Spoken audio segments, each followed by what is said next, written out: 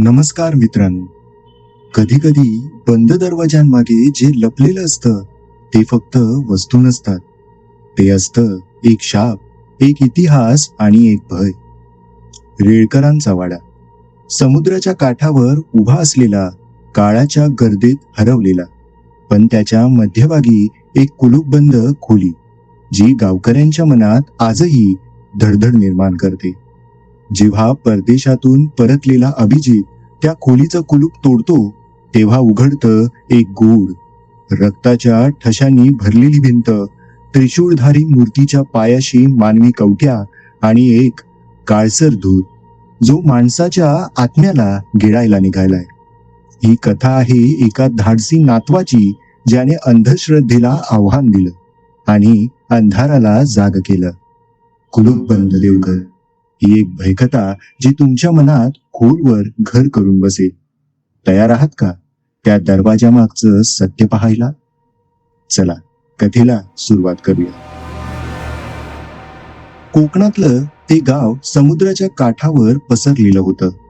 गावात एक प्रचंड जुना वाडा होता, रेळकरांचा वाडा. दगडी भिंती, उंच झरोके, लाल कौलांचा विशाल छप्पर. पण सगळ्यात गूढ होती वाड्याच्या मध्यभागी असलेली कुलूपबंद खोली, जी सगळे देवघर म्हणायचे. गावात पिढ्यानपिढ्या आख्यायिका सांगितल्या जायच्या. हे देवघर कुणीच उघडायचं नाही. आज जे आहे ते बाहेर आलं तर गावाचं भलं होणार नाही.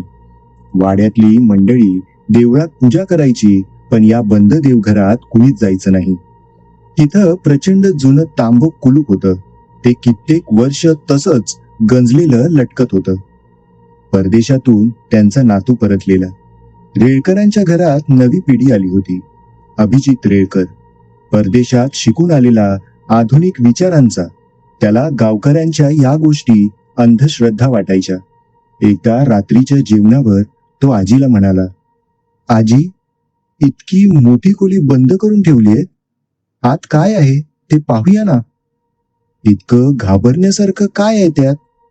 आजी थरथरत्या आवाज म्हणाली, नको रे बाळा, त्या खोलीचं कुलूप जर उघडलं तर वाडा रक्ताने भिजेल, असं आमच्या पूर्वजांनी सांगून ठेवलंय.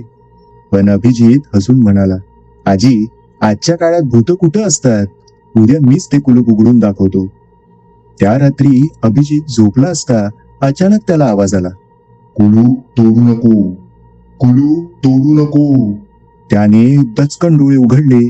खोलीत कुणीच नव्हतं, पण खिडकीजवळ उभा असलेला अंधुक काळसर सावलीसारखा आकार क्षणभर दिसला आणि नाहीसा झाला. अभिजित विचार करू लागला, ही माझी कल्पना होती का खरंच कोणी होतं तिथे? सकाळी वाड्यात गजबज होती. अंगणात वडील, काका शेतावर जाण्याची तयारी करत होते. पण अभिजित मात्र कालच्या स्वप्नातल्या आवाजामुळे बेचैन होता. त्याने ठरवलं, आज काही झालं तरी मी ते कुलूप उघडणारच. आत फक्त धूळ, कोळी किंवा जुने देवाचे सामान असेल, पण मला सत्य सगळ्यांसमोर आणायचं आहे. दुपारच्या वेळी घरात सगळे झोपलेले असताना अभिजित शांतपणे देवघरापाशी गेला. लोखंडी जाडजूड दारावरचं गंजलेलं कुलूप पाहून तो हसला. हे बघा, एवढं जुने कुलूप लोकांच्या भीतीला आधार झालंय. त्याने हातोडा आणि चिमणी काढली. पहिला वार केल्याबरोबरच घरभर भयंकर किंकाळीसारखा आवाज घुमला. जणू कोणी लोखंड कुरतडल्यासारखा आवाज कानी घुसला. तो थोडा दचकला, पण हार मानली नाही.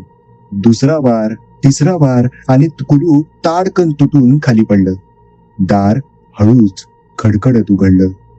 देवघराचं भयावह दृश्य त्याच्या समोर आलं. आत अंधार होता. अभिजितने मोबाईलचा टॉर्च लावला.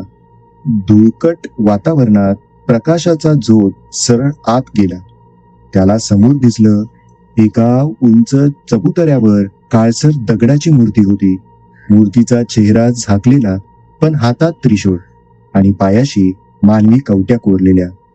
खोलीच्या भिंतींवर लालसर डाग होते, जणू रक्ताचे वाळलेले असेल. क्षणभर अभिजित स्तब्ध झाला. हे तर देवघर नाही, हे तर एखादं शापित जागेसारखं आहे. तो मूर्तीच्या जवळ गेला आणि हात पुढे केला. तेवढ्यात अचानक कुणीतरी त्याच्या खांद्यावर थंड हात ठेवला. तो मागे वळून बघतो तर कोणीच नाही, पण हवेतील थंडगार श्वास त्याला जाणवतो. आणि त्याच वेळी मूर्तीसमोरच्या जमिनीवरून काळ्या धुरासारखं काहीतरी वर येऊ लागलं. देवघरातली हवा अचानक गारठून गेली. मोबाईलचा टॉर्च थरथर कापत होता, जणू बॅटरी एकदम संपणार होती. अभिजितच्या डोळ्यांसमोर जमिनीवरून उठणारा काळसर धूर हळूहळू आकार घेऊ लागला. त्या धुरामध्ये एक विकृत चेहरा तयार झाला.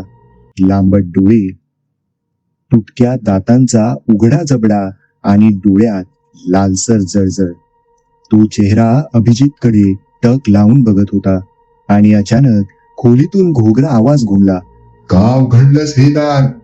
शांतीत गाडलेला गुपित का उघडलास? अभिजितच्या पायाखालची जमीन सुटल्यासारखी झाली. त्याने घाबरत मोबाईलचा प्रकाश इकडे तिकडे फिरवला, पण धूर मात्र आणखी गडद होत गेला. तेवढ्यात बाहेरून आजीचा आवाज आला. अभिजित, कुठे आहेस रे? दारापाशी जाऊ नकोस. आजीचा आवाज ऐकताच धुराने कडाडून किंचाळल्यासारखा आवाज केला आणि मूर्तीच्या पायाशी शिरून अदृश्य झाला. अभिजित धडपडत बाहेर पळाला.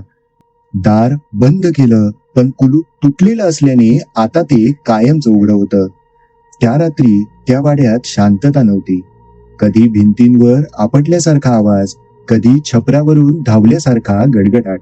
गावकरी म्हणू लागले, कुणीतरी देवघर उघडलंय, आता संकट येणार. अभिजित काही बोलला नाही, पण मनात भीती वाढली होती. दुसऱ्या दिवशी पहाटे वाड्यात गोंधळ माजला. शेतात काम करणारा एक नोकर रामू अचानक मृत अवस्थेत सापडला. त्याच्या चेहऱ्यावर भीषण भीतीचे भाव कोरलेले होते. डोळे फाटलेले आणि शरीरावर लालसर ओरखडे. गावात पसरलं, देवघरातील शक्ती मुक्त झाली आहे, ही फक्त सुरुवात आहे. रामूच्या मृत्यूमुळे वाड्यात हळहळ पसरली होती.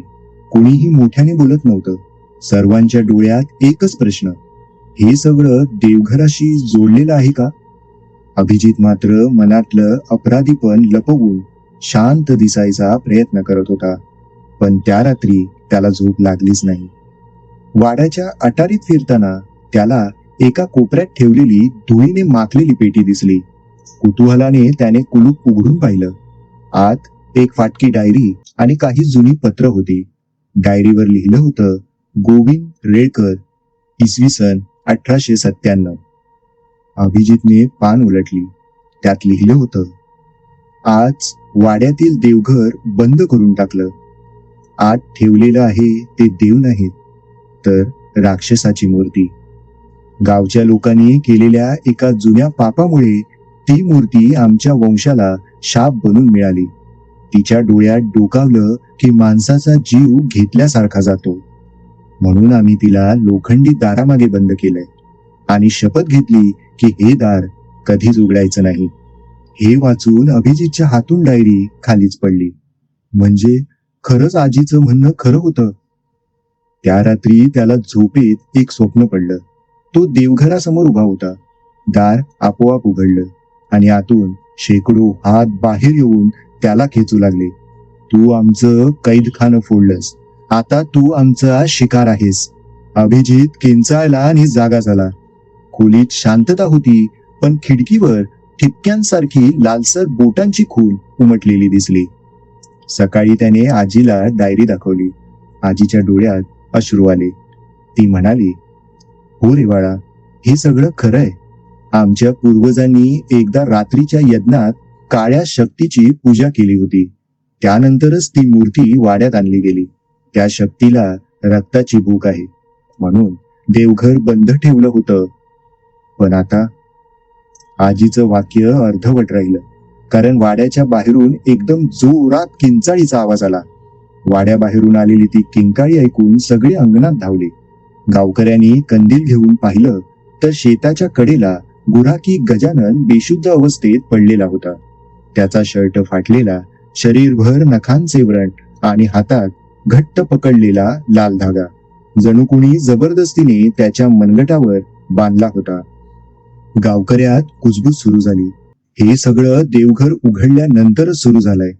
आता एका मागून एक बळी जातील.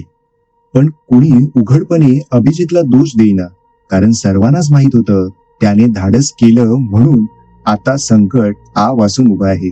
अभिजित मात्र हादरला होता. तो आजीला म्हणाला, आजी, मी चूक केली हे मान्य आहे, पण आता फक्त भीतीनं जगून काही उपयोग नाही. मला हेच रहस्य उलगडायलाच हवं, नाहीतर वाडा, गाव सगळं संपेल. आजी थरथरत म्हणाली, ते काम तुझ्या हातात नाही रे. त्या शक्तीला फक्त रक्त शांत करू शकतं. त्या रात्री अभिजितने पुन्हा डायरी वाचायला घेतली. पुढच्या पानावर लिहिलं होतं, राक्षसी मूर्तीला बंद करताना आम्ही एक करार केला. प्रत्येक पिढीतून एक जण देवघराचं कुलूप जपेल. जर ते तुटलं तर त्या पिढीतील वारसदार तिचा पहिला बळी ठरेल. अभिजितच्या अंगावर शहारे आले. म्हणजे मीच तिचा वारसदार आहे. अचानक खिडकीतून काळसर वारा आत शिरला. दिवा एकदम विझला आणि खोलीच्या भिंतींवर छायाचित्रासारखी एक आकृती उमटली.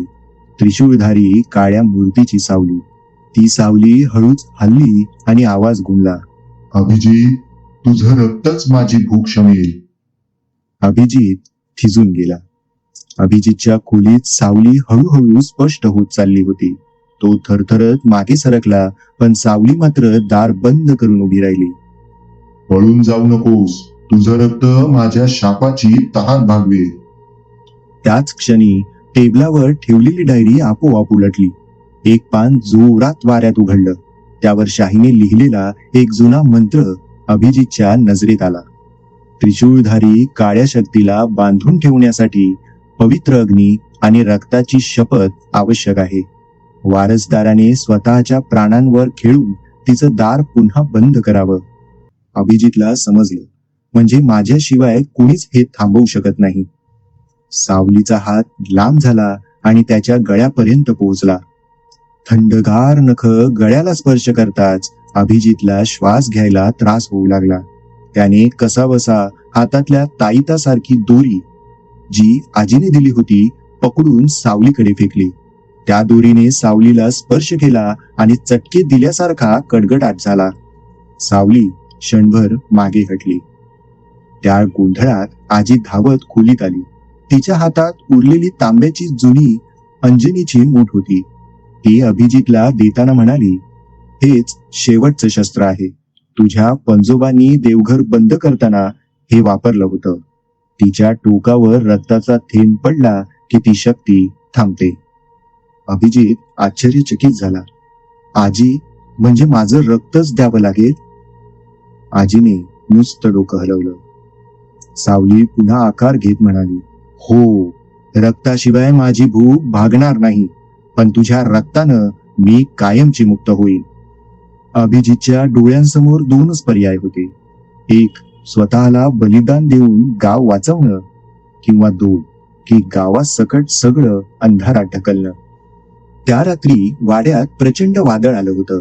आकाशात विजा चमकत होत्या आणि देवघराच्या झोरोक्यातून विचित्र सावल्या हलताना दिसत होत्या. गावकरी घाबरून घरात कोंडून बसले होते. अभिजित मात्र मनोमन ठरवून बसला होता, आज शेवटचा सामना करायचा आहे. हातात आजीने दिलेली तांब्याची मूठ आणि डायरीतील मंत्र लक्षात ठेवून अभिजित देवघराच्या दाराशी पोहोचला. दार आपोआप खडखड करत उघडलं. आत गेल्यावर धुळकत मूर्ती जिवंत झाल्यासारखी थरथरू लागली. डोळ्यात लालसर प्रकाश झळकला. दुरातून प्रचंड सावली बाहेर आली. तिच्या हातात त्रिशूळ सारखा काळा शस्त्राकार होता. ती किंचाळली, वारसदार, आज तुझं रक्त माझ्या कैदेतून मला मुक्त करेल. अभिजित थरथरत मंत्र पठन करू लागला. त्याने मुठीचं टोक स्वतःच्या हातावर खोलवर ओरखडलं. रक्ताचे थेंब जमिनीवर पडले. जमिनीवर रक्त पडताच त्याभोवती जणू अग्नीचा वर्तुळ निर्माण झाला. मूर्ती जोरात हादरली आणि भिंतीवरून रक्ताचे जुने ठिपके वितळल्यासारखे ओघळू लागले. सावली प्रचंड किंचाळली, नको, हे वर्तुळ मला जाळून टाकेल. अभिजितने पूर्ण शक्तीनं तांब्याची मूठ मूर्तीच्या पाया शिरवली. त्या क्षणी विजा चमकल्या आणि प्रचंड आवाज झाला. सावली आकांत तांडव करू लागली, पण हळूहळू ती वर्तुळात अडकली. अभिजित मंत्रोच्चार जोरात करत राहिला, पण त्याच्या शरीरातील रक्तस्त्रावामुळे तो अशक्त होऊ लागला. डोळ्यांसमोर काळोख दाटला. अचानक शांतता. काही वेळाने सगळं थांबलं. धूळ, किंकाळ्या, हादरे सगळं अदृश्य झालं. फक्त देवघरात पुन्हा शांतता पसरली. मूर्तीच्या डोळ्यातील लालसर प्रकाश विझला होता. दार आपोआप बंद झालं, पण अभिजित मूर्तीपाशीच बेशुद्ध पडला होता. देवघरात दारं आपोआप बंद झालं होतं. आकाशातलं वादळ थांबलं. गावात शांतता पसरली, पण ती शांतता नेहमीसारखी नव्हती. जणू काहीतरी संपलं होतं. गावकरी धावत देवघरापाशी आले. दार आतून बंद झालेलं पाहून ते घाबरले. आजी थरथरत म्हणाली, तो अजून जिवंत असेल तर देव आपल्यावर दया करील. बराच वेळानं दार हळूच खडखडत उघडलं. आत अभिजित मूर्तीसमोर पडलेला होता. त्याच्या हातातून रक्त गळत होतं, पण हलकासा श्वास चालू होता. गावकऱ्यांनी त्याला उचलून अंगणात आणलं. दुसऱ्या सकाळी एक विचित्र गोष्ट घडली. जेवढी वर्ष वाड्याच्या भिंतींवर रक्ताचे ठिपके दिसायचे ते पूर्णपणे नाहीसे झाले होते. रात्रीचे विचित्र आवाज थांबले. गावकऱ्यांनी सुटकेचा निश्वास सोडला. शाप संपलाय. अभिजितनं आमचं गाव वाचवलं. अभिजित अजून अशक्तच होता, पण शुद्धीवर आला. त्याने पुन्हा डायरी उघडून पाहिली. शेवटच्या पानावर काही अस्पष्ट अक्षरं होती, जी आधी दिसली नव्हती. त्यात लिहिलं होतं, रक्तानं शाप थांबतो, पण फक्त 100 वर्षांसाठी. नवं रक्त, नवा वारसदार, नवा खेळ. 100 वर्षानंतर दार पुन्हा उघडेल. हे वाचून अभिजितच्या अंगावर काटा आला. म्हणजे हे कायमचं संपलेलं नाही. हा फक्त थोडा विराम आहे. त्या रात्री तो खिडकीतून समुद्राकडे बघत होता. वारा शांत होता, पण त्याला स्पष्ट ऐकू आलं, वारसदार, 100 वर्ष फार वेळ नाही. अभिजितच्या ओठांवर नकळत थोडं रक्त आलं. त्याने आरशात पाहिलं आणि दचकलाच. त्याच्या डोळ्यात हलकी लालसर चमक झळकत होती. देवघर पुन्हा बंद झालं होतं. गाव शांतीत झोपलं होतं. सगळ्यांना वाटलं संपलं सगळं, शाप गेला. पण अभिजितच्या मनात मात्र ती डायरीतली शेवटची ओळ पुन्हा पुन्हा घुमत होती. रक्तानं शाप थांबतो, पण फक्त 100 वर्षांसाठी. त्या रात्री झोपेत असताना अभिजितला अचानक अंगणातून आवाज आला. कुणीतरी हळूहळू देवघराच्या दारावर ठोके मारत होतं. ठक ठक ठक ठक ठक. तो दचकून उठला. खिडकीतून पाहिलं तर अंगणात कुणीच नव्हतं, पण देवघराच्या दारावर रक्ताने ओले झालेले ठसे दिसत होते. अभिजित थरथरत खोलीत परतला. आरशात पाहिलं तर त्याचा चेहरा त्याचाच नव्हता. डोळ्यात लालसर तेज, ओठांवर रक्त आणि कपाळावर मूर्तीप्रमाणे त्रिशूळासारखा निशाण उमटलेला. तो घाबरून मागे सरकला. आरशातील त्याचं प्रतिबिंब मात्र हसत होतं. आवाज घुमला, तू तिला कैद केलीस, पण तिचं रक्त तुझ्यात आलंय. तूच पुढचा देवघराचा रखवालदार. आणि पुढचा शाप. दुसऱ्या दिवशी गावकरी आनंदात होते. सगळं म्हणत होते, अभिजितनं गाव वाचवलं आणि शाप संपला. अभिजित मात्र शांत बसला होता.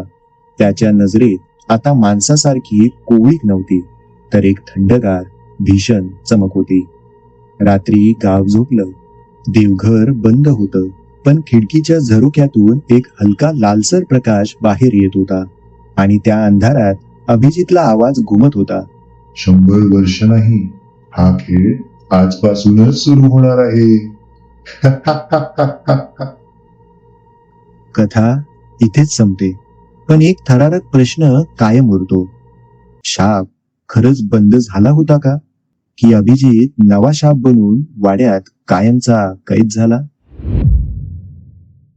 मित्रांनो, ही कथा तुम्हाला कशी वाटली हे खाली कमेंट्स मध्ये लिहायला विसरू नका.